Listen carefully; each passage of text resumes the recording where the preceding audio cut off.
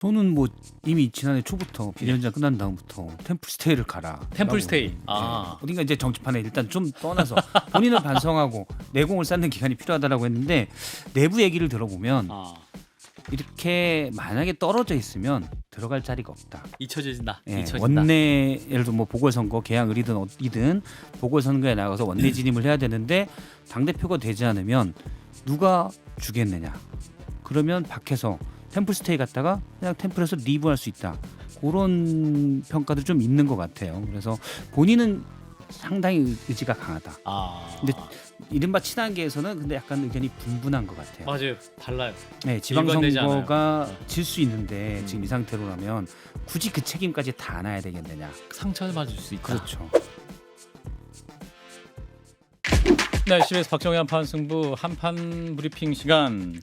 자, 먼저 박성태 실장님과 우리 이재영 전 의원님과 함께합니다. 어서 오십시오. 안녕하세요. 자, 먼저 이 3대 특검 어제 이재명 대통령이 지명한 얘기부터 해보겠습니다. 어젯밤 11시였는데 대통령실로부터 특검 지명 통보를 받았죠.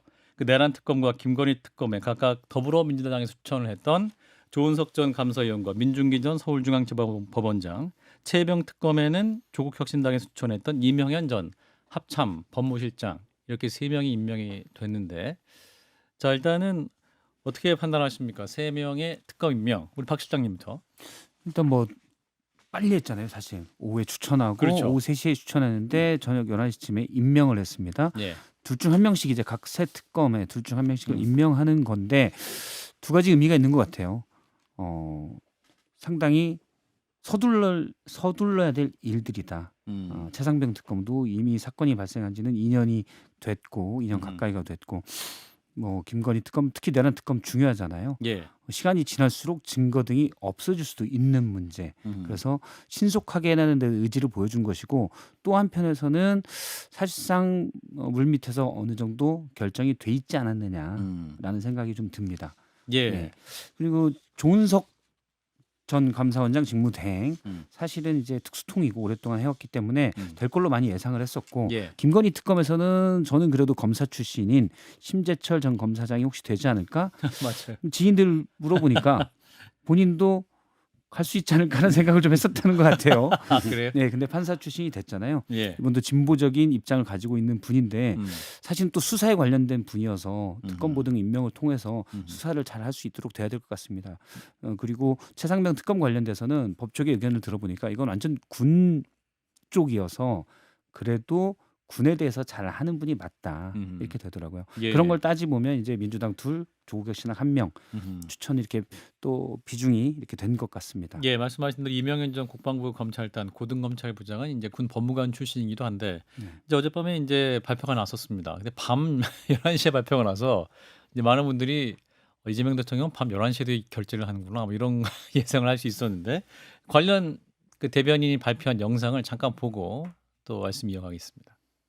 이재명 대통령은 어젯밤 3대 특검법에 따른 특별 검사 3명을 임명했습니다. 내란 특검은 더불어민주당이 추천한 조은석 전 감사원장 권한 대행, 김건희 특검은 더불어민주당이 추천한 민중기 전 서울중앙지방법원장, 최혜병 특검은 조국혁신당이 추천한 이명현 전 국방부 검찰단 고등 검찰부장입니다. 예. 자, 박 실장님이 말씀한 대로 이게 추천한 게 전날 오후 3시였는데 약 8시간 만에 초고소로 임명했습니다. 이재영 전 의원님께서 어떻게 보십니까? 저도 박성태 실장님의 말씀에 동의를 해요. 근데 이제 우려가 되는 부분은 뭐냐면 이게 물밑에서 충분히 논의가 이미 사전에 교감이 있었던 것 같다라는 것 같고요. 그렇다면은 그런 것까지 저희가 생각할 수 있잖아요. 예. 답을 정해놓고 하는 건 혹시 아닐까? 답을 어떤 이 답이요? 특검의 이제 결과에 대해서 뭐 어찌됐건 간에 내란 특검과 김건희 특검은 예. 저는 통과된 이상 빨리 진행되는 건 맞다고 봅니다. 예. 맞다고 보는데 지금 인선된 사람들의 성향이라든지 이분들의 과거 경력을 봤을 때는 매우 세게 할 것 같다라는 건 듣고 그게 나쁘다는 얘기를 드리는 건 아니에요. 예. 신속하게 모든 거를 정확하고 명확하게 해야 된다는 것에 대해서는 동의를 합니다. 저는 그게 오히려 또 국민의힘에 도움이 될 거라고 저는 생각이 됩니다. 예. 질질 끌리는 것보다는 음흠. 끌려가는 것보다는 다만 아까도 말씀드렸지만 이 물밑에서 이게 정해졌을 때 특검이라는 건 이 과정이 굉장히 중요하고 그 과정이 사실 다 국민들한테 그 과정마다 드러나잖아요. 브리핑도 하고. 브리핑도 예. 하고 사실 그렇기 때문에 이게 공정한 수사가 돼야 된다는 부분 그 부분에 대해서는 다시 한번 꼭 말씀드리고 싶고요. 수많은 사람들이 지금 이 특검을 통해서 이제 피할 수 없고 해야 되고 받아들여야 되는 건 맞는데 너무 과도하게 너무 나가다가 저희가 경험했던 적폐청산 시즌 2가 되지 않을까라는 우려가 있는 거는 사실입니다. 예, 그래서 그런 부분에 대해서 특검이 좀 고려를 했으면 좋겠다는 생각이 듭니다. 예, 이제 조은석 내란 특검의 경우는 첫 일정으로 내란 수사를 지휘했던 박세현 서울고검장과 만났다라는 뉴스가 있습니다. 그러니까 비상겸 특수본부장인데 아마도 이제 수사 결과자를 잘 전해달라 이런 취지의 말을 네. 했다거나 혹은 뭐 검찰에서도 같이 일했던 경력이 있기 때문에 그런 취지의 뭐 얘기가 있었겠죠? 예, 검찰이 이제 특수본에서 일단 수사를 좀 진행했었기 때문에 예, 예. 관련해서 기소됐고 또 윤석열 전 대통령이 지금 재판을 받고 있잖아요. 다른 이제 군 사령관 김용현 전 장관도 마찬가지고 그런 것들을 일단 다 넘겨받고 또 수사가 아예 진행이 안 된 부분, 예를 들어서 이상민 전 행안부 장관이 단전다수 메모를 받았는데 예. 경찰이 확보한 CCTV에 따르면 이상민 전 장관의 진술과 좀 다르다라는 얘기도 있고 예. 물론 국민의힘에서는 반대하고 있지만 혹시 국민의힘 지도부 또는 의원 중 일부가 계엄 해제 표결을 방해하려는 거 아니냐라는 의혹도 있지만 전혀 이런 부분에 대해서 수사는 진행되지 않았거든요. 예. 이게 무슨 뭐 야당을 탄압하거나 이런다기보다도 물론 거기에 대한 태도 같은 것만 조금 조심하면 될 것 같고요. 하지만 엄정하게 수사를 해서 이것들은 밝혀내야 된다. 밝혀내는 게 없던 걸 뭐 찾는 건 아니죠. 그렇죠. 있는지 없는지를 밝혀서 만약 있다면 되고 그 의혹이 있다면 사실이다면 당연히 기소가 돼야 되고 만약 그렇지 않다면 혹시 의혹을 받는 몇몇 분들도 거기에 대해서 푸는 거예요. 국무위원들이 국무회의 형식을 띈 간담회에 가서 실제 계엄을 심의한 것처럼 돼 있지만 그래서 이분들이 다 계엄에 동조했다는 또 의혹을 받고 있어요. 예. 일부는 실제 동조했을 수도 있고 일부는 또 저는 뭐 사실 대부분이라고 믿고 싶은데 이분들은 아닐 수 있잖아요. 예. 이분들이 아닐 수 있다는 건 수사를 통해서 수사해봤더니 당신은 죄가 없군요. 라고 규정을 해줘야 됩니다. 예. 그러면 저는 조은석 특검이 얘기한 대로 사초를 쓰는 기분이 심정으로 하겠다라고. 사초. 예, 역사를 기록하는 그 어허. 사초를 쓰는 심정으로 하겠다는 그게 맞다고 봐요. 저도 계속 얘기했던 게 이 끔찍한 일에 대해서 전모를 기록하는 거는 이 시대 우리가 역사에 할 일이다. 다시는 이런 일이 벌어지지 않게. 우리가 이제 계엄이 물론 홍준표 전 시장은 해프닝이라고 평가절하에서 얘기했지만 예. 끔찍한 일이었고 민주주의에 대한 위협이고 자칫하면 수많은 인명피해가 날 수 있는 일이었거든요. 예. 그래서 이걸 다 낱낱이 기록해야 돼요. 음흠. 그래서 그분은 냉정하게 할 필요가 있다. 근데 조은석 특검의 법조계 평판을 들어보니 예. 과거 이제 특수부에 계속 있을 때부터 여든 야든 가리지 않고 음흠. 냉혹하게 했다. 냉혹하다는 표현은 제가 이제 방송용으로 좀 순화시킨 거예요. 아, 더 강합니까? 더 강한 표현이더라고요. 강한 표현이고 내혹한 걸 넘어서 예. 악자가 들어갑니다. 악자가 들어가고 그렇게 얘기를 하더라고요. 그래서 예. 그런 부분에 대해서는 뭐 제대로 수사하기를 바랍니다. 그러니까 그렇게 하지 말라는 얘기 아닌가요? 아니 그렇게 그러니까 해야죠. 저는 아까 순화를 해서 말씀드렸잖아요. 네. 이분들의 악소리 나게 과거 수사합니까? 경력과 그 얘기를 들어보면 예. 답을 정해놓고 하는 게 아닌가라는 걱정이 된다고 말씀을 아까 드린 부분이 저도 그런 이제 소위 말하는 평판을 듣고 말씀을 드리는 건데 어찌됐든 간에 이재명 대통령뿐만 아니고 민주당이 그동안 검찰의 이 수많은 그 수사와 압수수색과 무도한 이런 그 수많은 이재명 대통령을 겨냥했던 그 검날에 대해서 굉장히 우려를 표했고 그에 대한 불만을 표현했는데 지금 딱 오신 분이 그런 분이라고 하더라고요. 예. 저는 잘 모르지만 그런 평판을 들었습니다. 그래서 저도 그런 부분에 있어서 악순환 되는 건 아닌가. 제가 아까 말한 저기서 말한 악은 다른 악인 것 같긴 한데 예. 악순환이 되지 않았으면 좋겠다는 말씀입니다. 근데 제대로 이건 밝히고 다만 판단을 해야 되겠죠. 예를 들어서 그날 국회에 들어갔던 군인들 음. 이 정도는 제대로 모르고 그냥 갔다 간 부분이잖아요. 임무지가 어딘지도 모르고 좋다 그렇죠. 기도 하고. 그런데 당장 뭐 하니까 안에서 무슨 일이 벌어지고 있는지도 모르고 음.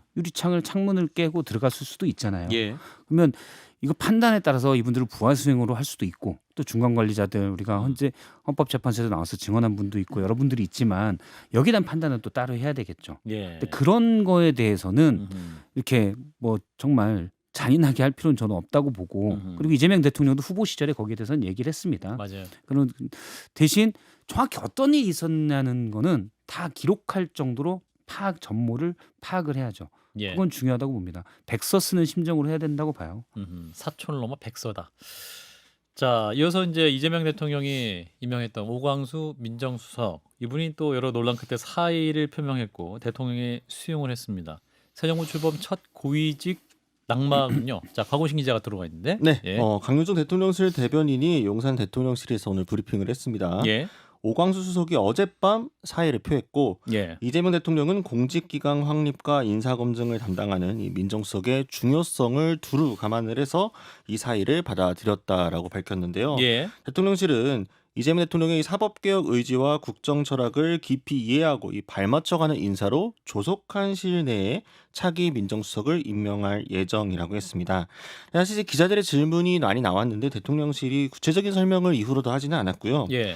이 관계자가 뭐라고 했냐면은 그냥 수석이 어젯밤에 사의를 표명을 했고 본인이 국정에 부담을 주고 싶지 않다는 의사를 존중해서 받아들였다라는 정도로만 가름했습니다. 예, 여기서 또 이제 김민석 국무총리 후보자를 향한 또 여러 가지 또 인사 검증, 또 의혹이 제기되고 있는데 적절한 방식으로 말씀드리겠다, 이렇게 설명하겠다 이런 입장이네요. 네, 맞습니다. 일단 뭐 지금 여러 의혹들이 나와 있는데 대표적인 게 김민석 후보자 전 재산이 한 2억 원 정도로 신고가 되어 있는데 4인간 채무가 1억 4천에 달하고 특히나 이제 2018년 4월 민주당계 정치인인 강아무개 씨로부터 5년 안에 갚는다는 조건으로 4천만 원 빌렸지만 아직 갚지 않았다 이제 이런 보도들이 나왔습니다. 예. 김민석 후보자는 과거 검찰이 어떤 식으로 일했는가에 대해 충분히 이번 청문회에서 드러날 수 있도록 하면 좋겠다라면서 과거 제 사건을 담당한 검사도 좋고 모든 분들을 이번 청문회에 불러도 좋다 이렇게 정면 돌파를 시사했습니다. 예. 그러면서 인천과 관련해서 이런저런 궁금증들이 언론에 제기되는 것들이 있는데 오늘 중으로 적당한 방식으로 말씀드리겠다라면서 이제 페이스북에 글을 따로 올리겠다고 했고요. 또 예. 일요일쯤에는 추가적으로 또 온 국민이 이해할 수 있도록 글을 올리겠다 이렇게 덧붙였습니다. 이제 조금 전에 추가적으로 SNS에 글을 올린 것 같아요. 보면 아들 입법 활동 대학 원서에는 활용 안 했다. 그리고 사적 채무는 전액 상환했다. 뭐 이런 얘기를 하고 있는데, 그러니까 정치자금 공여자와 금전거래 의혹은 대출받아 전액 상환했다. 말하는 입장을 일단 표명을 했습니다. 이 부분은 이제 본격적인 인사청문회가 시작되면 아마도 이제 국회에서도 이야기가 될 수 있을 것 같은데, 자 일단 관련 논란 어떻게 보셨는지 박 시장님부터. 오광수 수석 관련돼서는 예. 사실 저도 뭐 여러 차례 얘기했지만 물러나는 게 맞죠. 다른 자리도 아니고 예를 들어서 뭐 다른 쪽에 전문 분야인 필요한 자리였다. 그러면 다르게 생각할 수 있을지 예. 모르겠지만 민정수석 검증하는 자리잖아요. 예. 저는 너무 검증에 이게 그물이 너무 세밀한 것도 사실은 저는 개인적으로 이렇게 선호하지 않습니다. 그렇지만 이거는 큰 그물코가 좀 커도 충분히 걸릴 만한 건데 이 논란으로는 다른 분을 검증할 수 없다라고 봅니다. 그리고 사실 이재명 대통령이 후보 시절이나 그전에는 사실은 좀 정하면 그대로 밀고 나가는 경우들이 꽤 있었거든요. 예. 그래서 이 문제를 어떻게 처리할까라고 봤는데 예. 일단 뭐 사의 표명을 두 번째에서 받아들였다고는 하지만 중요한 자리인 민정수석에 대해서 본인이 낙점한 사람을 일단 논란이 나오고 하니까 다시 했었다. 이 부분은 저는 괜찮게 평가합니다. 그러니까 이런 부분 가지고 사실 계속 나갔으면 초기에 리더십이 훼손될 수가 있거든요. 예. 그래도 속도감 있게 예. 결단을 했다라는 점을 평가할 만하다. 이재용 의원님. 결과적으로는 잘 된 거고요. 예. 예. 정부 초기에 이 정도로 문제가 있는 분이 민정수석이라는 매우 중차대한 그 자리에 있다는 거는 말이 안 되는 것이었기 때문에 민정수석 외에 다른 그 어떤 자리에도 어울리지 않는 공직자의 그런 행태를 보여줬습니다. 지난 과거에. 그래서 일단 본인이 사의를 표명한 것에 대해서는 그나마 다행이다라고 생각을 하고 예. 이재명 대통령도 이것을 받아들인 것에 대해서도 저도 평가는 하고 싶습니다. 예, 근데 이제 걱정이 뭐냐면 이제 김민석 그 국무총리 같은 경우에는 지금 나오고 있는 얘기가 사실 저 돈을 빌렸다는 부분, 그 강 씨라는 부분, 예.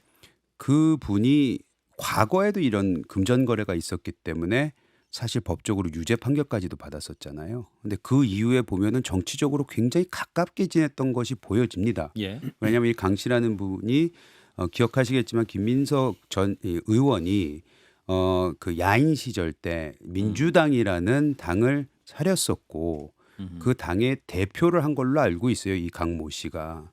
그렇다면은 꾸준히 지속적으로 지난 몇십 년간 관계를 가깝게 가지고 왔다는 뜻인데 예. 유죄 판결이 있었음에도 불구하고 또다시 다른 금전적 거래가 있었다는 거는 뭐 본인이 갚았으니까라고 얘기는 한데 그건 이제 드러나겠죠. 어떻게 될지. 근데 과연 이분이 너무나도 우리가 흔히 말하는 정치인 스폰서 같은 느낌과 냄새가 나요. 그래서 지금 뭐 이 유죄다 뭐 잘못됐다라고 얘기하긴 그렇지만은 이 검증 과정에서 이게 어떻게 나올지 많은 국민들이 지켜보고 있을 거다라는 생각이 듭니다. 예. 김민석 후보자에 대해서도 사실 국민들이 어떻게 받아들일까는 저는 다소 부정적입니다. 부정적이다. 예, 그렇죠. 그러니까 왜냐하면 정치자금 누가 봐도 이거는 그냥 대여가 아닌 정치자금으로 받은 것 아닌가라는 의혹이 들 정도죠. 그리고 어제 SBS 보도에 따르면은 1,000만 원씩 9명에게 같은 날 빌렸다는 거 아닙니까? 그러면 이제 뭐 추징금을 납부하기 위해서는 어쨌든 간에 사실상 그리고 뭐 중간에 이자 납입한 것도 없고 그러면 정치자금이 아니냐는 의혹을 받기가 십상이죠. 그리고 아들이 동아리 활동하는데 본인이 이제 국회의원으로서 과연 의원실 내에서 세미나를 하는데 주선을 한다거나 물론 너무 좋은 아이디어서 표절 예방 교육이나 이런 게 너무 좋은 아이디어서 이거 좀 법안으로 했으면 좋겠다 이렇게 얘기할 수도 있겠지만 국민들이 그걸 납득할 수 있을까 좀 생각이 듭니다. 예, 일단 뭐 김민석 후보자 해명은 아들은 보도된 그 표절 관련 입법 활동은 대학 진학 원서에 활용한 바 없다. 본인이 이제 원서에 쓰지 않는 게 좋겠다 권유했다고 하고 동료 의원이 대표 발의한 표절 예방 관련 입법에 공동 발의했지만 필요한 법이라 생각했다 이런 입장입니다. 그리고 사적 채무는 누진되는 세금을 납부하는 데 썼고 대출 받아서 전액 상환한 상태다. 더불어서 정치자금법 위반 관련 벌금, 세금, 추징금은 장기에 걸쳐 모두 완납한 상태다. 뭐 이런 입장을 밝혔다는 정도 말씀드립니다. 자, 민주당 얘기로 넘어가 보겠습니다. 새 원내대표 선거 굉장히 치열하다. 언론에서 말을 했었습니다만 김병기 의원이 이제 선출됐습니다. 영상으로 잠시 보고 이어가겠습니다. 부족한 저를 원내대표로 선출해 주셔서 대단히 감사합니다. 아름다운 경쟁을 함께해 주신 서윤교 후보님께 수고하셨다는 말씀 드립니다. 오늘 당원 동지들과 선배 동료 의원님들께서 저를 선출한 것은 이재명 정부의 성공을 위한 교두보가 되어달라는 뜻일 것입니다. 최선을 다해 이재명 정부의 성공을 뒷받침하고 대한민국 재건에 저의 모든 것을 바치겠습니다. 예, 김병기 의원의 당선 소감이었습니다. 화구신 기자. 네, 같은 사실 친명끼리의 대결에서 더 관심을 모았던 이번 경선이었는데요. 예. 김병기 신임 원내대표가 서영교 의원을 꺾었습니다. 김 의원이 당선 후 소감에서 방금 나왔습니다만 당원 동지들과 선배 동료 의원께서 저를 선출한 것은 이재명 정부의 성공을 위한 교두보가 되어달라라면서 이 어떻게 하면 호흡을 맞출지 좀 강조를 했고요. 또 국민통합을 트랙으로 해서 500만 당원과 167명의 의원들 또 함께 최선을 다해서 이재명 정부의 성공을 뒷받침하겠다라고 했습니다. 의원총회 마치고 기자들과 만난 자리에서는요. 원내지도부의 소통수석을 신설하겠다 이제 이렇게 이야기를 했고요. 또 원래 좀 열릴 예정이었다가 열지 못했던 본회의도 조만간 다시 열고 뭐 주주 이사충실 의무를 주어로 내용으로 하는 상법 개정안 같은 이 안건들도 처리하겠다라는 의사를 밝혔습니다. 원내 대표 옆에 소통수석이 있다. 그러니까 대통령 옆에 홍보 수석 있는 것처럼 그렇죠. 소통 네. 수석을 만들겠다. 그 수석은 그러면 의원입니까? 아무래도 원내 지도부에서 만드는 거니까 당연히 의원 중에서 의원 뽑게 중에서 되겠죠. 네. 뭐 원내 대변인처럼 네. 원내 소통 수석 뭐 이런 느낌인데 자 결과를 우리 박 실장님 조금 예측을 하셨던 것 같은데 저요? 예, 제가 명확하게 얘기한 적이 없는데 혹시 명확하게 얘기했었습니까? 예 당연히 그렇게 했습니다. 아, 실수했네. 명확하게 얘기 안 하려고 노력했는데. 예, 예. 이제 뭐 아니, 전 모르죠. 전 사실 모르는데 민주당 의원들이 그러더라고요. 이럴 예. 것 같다. 예, 그럴 것 같은데 그럴 것 같은 결과가 나왔죠. 예, 예. 그런 것 같습니다. 그러니까 뭐 그냥 얘기 들으면 또 왜냐면 이재명 정부 지금 첫 해이기 때문에 예. 원내 지도부와의 소통도 중요하잖아요. 근데 오광수 수석 처음에 지금 이제 사의를 표명했지만 특수통 검찰 출신이다라는 검사 출신이다라는 얘기 나왔을 때 서영교 의원은 반대 입장을 좀 얘기를 했거든요. 그래서 그러면 이게 과연 대통령실과 소통이 제대로 되나 이런 의문도 좀 있었을 것 같고 예. 그리고 의원들 사이에서는 김병기 의원이 더 가깝다라고 생각을 많이 한 것 같습니다. 대통령과 그래서 애초에 약간 분위기가 그런 것이 좀 보였고 예. 물론 나중에 아들 문제가 나왔지만 이게 물론 권리당원 투표가 있지만 뭐 여론이나 이렇게 가는 건 아니니까 예. 아들 논란보다는 오히려 거기에도 역결집도 좀 생겼다는 평도 있더라고요. 누가 권리당원 투표에서는 김병기 의원을 흔든단 말이야.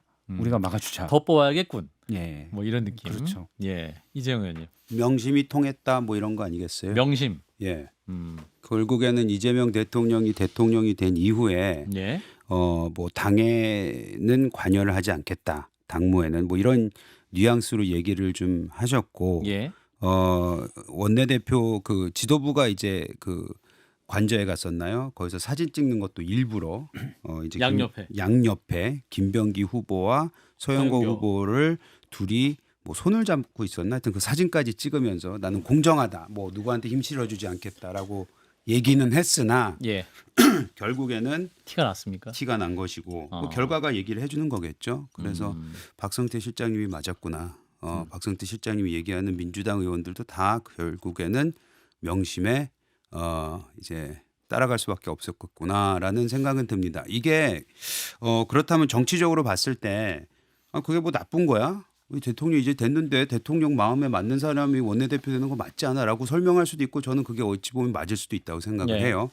우려하는 건 뭐냐면 과거에 모든 정부가 그랬듯이 처음부터 굉장히 대통령과 마음에 맞는 사람들만 됐을 때 그게 이제 고착화되고 그랬을 경우에는 결국에는 우리 당이 겪었지만 대통령에게 할 말 못하고 쓴소리 못하고 잘못된 방향을 바로잡지 못했을 때 이제 그때부터 망가지기 시작하는 거거든요. 민주당은 뭐 지금 뭐 그럴 일은 아직까지는 안 보이긴 하지만 앞으로 더 지켜봐야 될 것 같습니다. 예. 예, 저는 한마디 더 말씀드리면 그러니까 김병기 신임 원내대표가 사실은 스킨십은 좀 부족하다. 라는 평가들이 좀 있었거든요. 언론과도 사실 좀 그랬었습니다. 그런데 이제 특히 지금 제일 중요한 건 야당과의 소통이잖아요. 소통 속을 둔다는 건 의미 있는데 보면 민주당 지지층이 얘기하는 건 두 가지입니다. 예를 들어 통합해야 된다. 지금 너무 갈등이 심하다. 또 하나는 167석이나 되는데 끌려다니느냐. 착착하자. 저는 그때 합의와 협의를 생각하면 될 것 같아요. 사실 합의가 안 되는 부분도 야당과 많겠지만 예. 최대한 협의하는 노력을 보이면 그런 좀 우려들은 많이 없어질 것 같습니다. 예. 자, 국민의힘 얘기 좀 해보겠습니다. 소원석 의원 이제 출사표를 던지고 언론 인터뷰 오늘 아침에 김현정 뉴스에서 나와서 말씀했군요. 네, 일단 친윤계 대표라는 프레임은 악의적이다라면서 좀 불만을 드러냈습니다. 예. 친윤, 친한 자꾸 이렇게 이야기하는데 이게 우리 당에 대한 혹은 의원들에 대한 약간 모욕적인 언사 아니냐라면서 김성원 의원이나 본인이나 특정 계파나 색깔을 가지고 움직이는 건 아니다라고 했는데요. 다만 이제 김용태 비대위원장의 개혁안에 대해서는 여전히 좀 신중하게 거리를 두는 모습이었고 특히 김 비대위원장의 거취에 대해서는 대선 패배 후 지도부가 일괄 사퇴했으면 어땠을까라는 아쉬움이 있다라면서 좀 비판적인 목소리를 냈습니다. 예. 자, 국민의힘 상황이기 때문에 이재용 의원님, 자, 소원석 의원과 김성원 의원의 대결, 양자 대결인데 개파 대결은 아닙니까? 이게 개파 대결로밖에 볼 수가 없죠. 아니, 본인은 개파 대결이라고요. 예. 아니 본인은 아니라고 하지만 본인은 억울할 수 있다고 전 봐요. 알겠습니다. 진짜로 믿어요. 진심으로. 근데 문제는 뭐냐면 얘기를 들어보면 송원석 의원을 지지하는 의원들이 거기에 이제 친윤계라고 불리는 사람들이 많이 포함이 되어 있기 때문에 예. 친윤계가 미는 원내대표 후보 아니냐라는 음. 것에서 벗어나기 매우 쉽지 않습니다. 그리고 근데 어찌 됐던 간에 지금 아직까지 우리 당은 소위 말하는 윤석열 후유증으로 인한 코마에서 깨어나지 못하고 있거든요. 예. 이제 그걸 깨어나기 위해서 굉장히 진짜 영화에서 보는 그 가슴도 계속해서 전기도 갖다 해야 되고, 제가 전문적인 언어를 몰라서 그러는데 굉장히 많은 노력이 있어야 되는데 지금 원내대표 선거마저도 친윤계 대 비윤계 아니면은 친한계 이런 식으로 갈 수밖에 없는 사정이 굉장히 안타깝고요. 다만 이제 송현석 의원이 김용태 비대위원장에 대해서 좀 비판하는 것에 대해서는 저는 그건 잘못됐다고 생각합니다. 김용태 비대위원장이 진짜 힘든 선거를 막판에 비대위원장을 맡으면서 좀 굉장히 많은 노력을 했다고 생각을 하고 나왔던 메시지들이 굉장히 좋았다고 생각하고 그 이후에 나왔던 여러 가지 개혁안도 저는 방향성에 있어서는 우리가 밀어줘야 된다고 생각을 해요. 근데 거기에 대해서 원내대표가 이런 식으로 얘기를 하게 되면 후보가 저는 만약 이분이 그 원내대표가 됐을 때 당의 개혁안에 대해서 어떻게 나올지 좀 우려스럽습니다. 자, 그리고 지금 JTBC 단독 보도가 나왔는데 한동훈 전 대표가 김종인 전 위원장을 만났답니다. 그러면서 전당대회 출마 등 향후 행보에 대한 조언을 요청했는데 김종인 위원장은 국민의힘을 재건할 적임자 한동훈밖에 없지만 당 상황 보니까 너무 급하게 출마를 하면 전당대회를 의미하겠죠. 위험하겠다. 이런 취지의 말을 전했다고 하고 한동훈 전 대표의 반응은 별로 없었다. 해석해 주세요. 저는 이미 지난해 초부터 비대위원장 끝난 다음부터 템플스테이를 가라. 템플스테이. 어딘가 이제 정치판에 일단 좀 떠나서 본인을 반성하고 내공을 쌓는 기간이 필요하다라고 했는데 내부 얘기를 들어보면 이렇게 만약에 떨어져 있으면 들어갈 자리가 없다. 잊혀진다. 예, 잊혀진다. 원내 예를 들어 보궐선거 개항 을이든 어디든 보궐선거에 나가서 원내 진입을 해야 되는데 당 대표가 되지 않으면 누가 주겠느냐? 그러면 밖에서 템플스테이 갔다가 그냥 템플에서 리브할 수 있다. 그런 평가도 좀 있는 것 같아요. 그래서 본인은 상당히 의지가 강하다. 근데 이른바 친한계에서는 근데 약간 의견이 분분한 것 같아요. 맞아요. 달라요. 네, 일관되지 지방선거가 않아요. 질 수 있는데 지금 이 상태로라면 굳이 그 책임까지 다 안아야 되겠느냐. 상처를 받을 수 있다. 그렇죠. 이런 건데 우리 곽우신 기자, 여당 네. 반장님, 국민의힘에서 어떤 얘기가 또 나오고 있습니까? 그러니까 지금 기존의 개파 공식이 잘 안 먹히고 있다는 건 분명한 것 같습니다. 그러니까 친윤계 입장 안에서도 입장이 갈리고 있고 네. 친한계에서 입장이 갈리고 있다 보니까 근데 이렇게 의견이 분분하게 되면 결국 그 개파의 가장 주요한 플레이어가 누구냐 의사결정하는 사람의 의지가 제일 중요한 건데 한동훈 전 대표 본인의 좀 의사가 좀 확실해 보이고 오늘 김종인 전 위원장 만나서도 김 전 위원장은 조금 한 텀 쉬어가는 거 어때라는 뉘앙스인데 별 반응이 없었다. 내가 원했던 이야기가 아니네. 듣고 싶은 대답이 아니었어요. 네, 약간 그렇게 되는 게 아닌가 싶긴 합니다. 또 어른들의 말은 잘 듣는 게 중요할 수도 있지 않을까 싶기도 한데 안 나온다에 한 표. 안 나온다? 네, 한동훈 전 대표? 네, 전 오. 나온다 발표하겠습니다. 네, 오케이. 두 분이 공감 안 하니까 오랜만에 보기 좋습니다. 네. 예, 알겠습니다. 계속 싸워주시고요. 자, 우리 곽우신 기자 보내드리겠습니다. 고맙습니다. 감사합니다.